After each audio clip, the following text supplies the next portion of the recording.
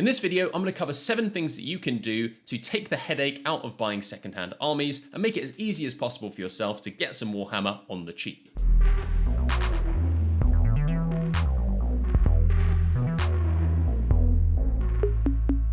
Welcome to Hobby with Ollie. My name is Ollie and this is my hobby. So picture this, you're in the market for a new army and then suddenly the perfect thing crops up on Facebook Marketplace or at your local club. Now the problem is that unless you're buying off of a close friend or someone you've done business with before, you don't necessarily know what that army is going to look like.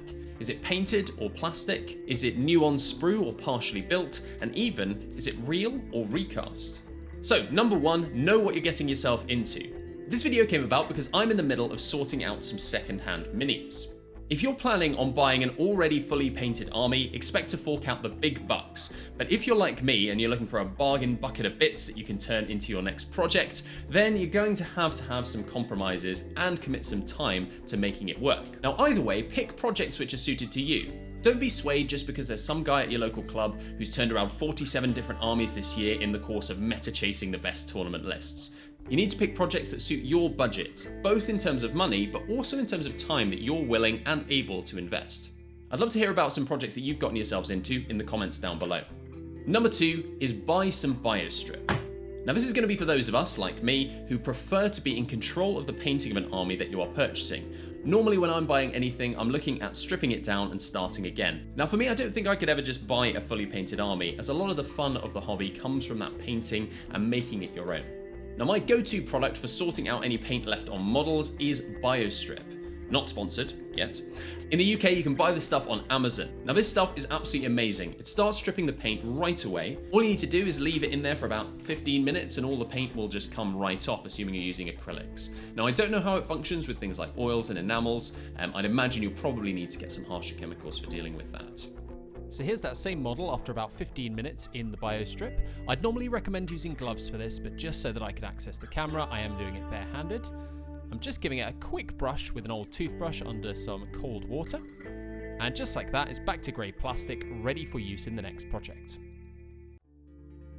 It also has the advantage of not having a particularly offensive smell.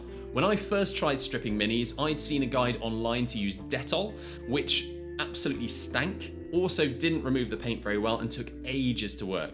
Also, it can really damage the plastic, so I have no idea why this guide was going around. Really can't rate highly enough the Biostrip. Try it out, it's about 15 quid on Amazon for a nice big tub, and if you get a bigger tub, it's going to be even cheaper per milliliter, I suppose. Now, a lot of people swear by using isopropyl alcohol in combination with an ultrasonic cleaner, but I don't have that kind of money or time, so I'm sticking with the Biostrip at the moment. If you do use those, let me know what your experiences have been like, as I would be interested to find out. For me, buying an ultrasonic cleaner just doesn't really seem worth it, as I'm not stripping minis all that often.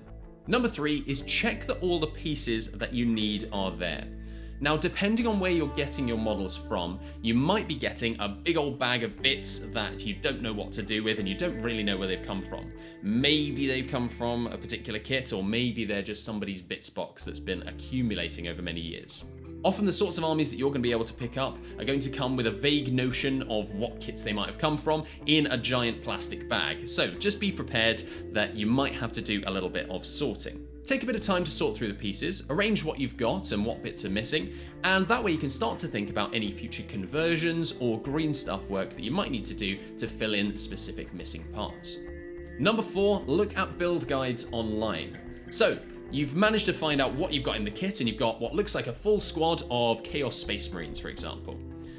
How on earth are you going to put them together without the build guide? Now, you can just kind of fiddle your way through it and work it out, but I found in my experience that you're likely to make mistakes, stick the wrong bits that seem to work onto one model, and then be missing a part for another. There are a couple of really useful resources for this. Firstly, there is a Reddit page, which I'll link in the description below, which has a bunch of Games Workshop build guides from their kits. Now, in addition to this, if you don't find it on that Reddit page, what you can do is you can email Games Workshop directly, and they actually will be able to send you through the build guides for a lot of their products.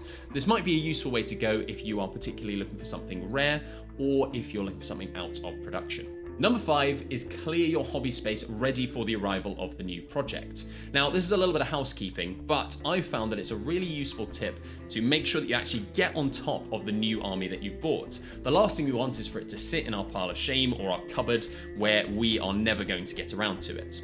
So prepare your space, get your hobby desk, your sofa or coffee table ready for you to be able to start on some of those minis.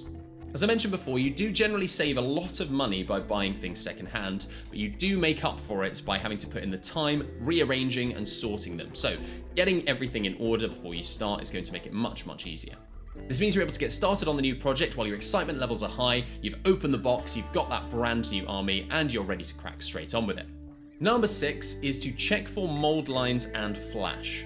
Now when you buy a new kit, I'm sure that many of you, like me, like to go through the process of trimming off all the flash and removing any mold lines. But be aware that not everybody is as diligent as everybody else. When you get your secondhand army and you're going through that process of figuring out exactly what you've got, also take a look at what condition the sprues and the models are in.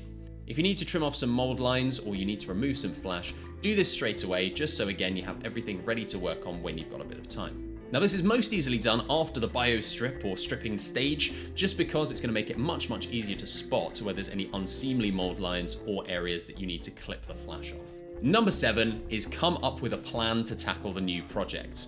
Now you've got everything in place, you've thought about stripping the models, you're really excited to receive your brand new army. What I would recommend is to make sure that you plan what you're going to do on this army. Again, this is to make sure that you don't end up with a whole new project that's just going to sit in bags forever in a cupboard or out of the way.